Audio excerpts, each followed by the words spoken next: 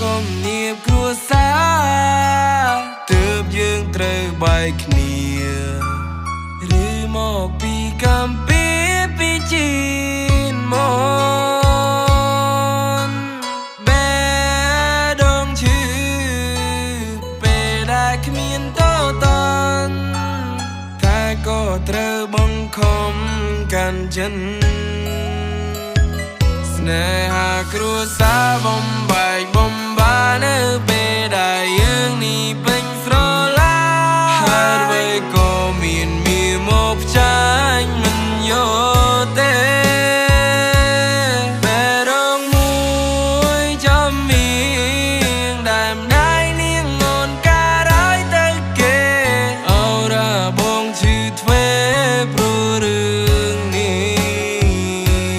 ចង់បន្តវាសនាដែលចាឲ្យទៀវឃ្លាឆ្ងាយឲ្យទុំបងដេកខ្វល់ខ្វាយរួយអាងណាបែរងអើយបែរងដែលគ្មានអ្នកជីបានចង់ក្រោយបងឈឺផ្សារੂលែងមានទេ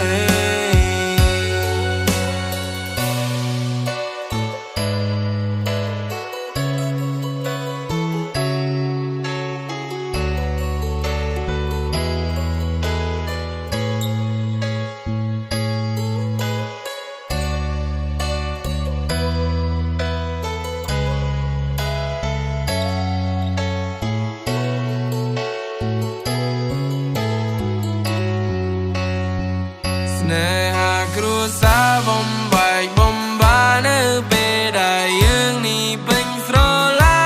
ហើយអ្វីក៏មានមកចាញ់មិនយកទេបែរងមួយចំមៀងដែលម្ដាយនាងងន់ការឲ្យទៅគេអូរ៉ាបងឈឺទ្វេព្រោះរឿ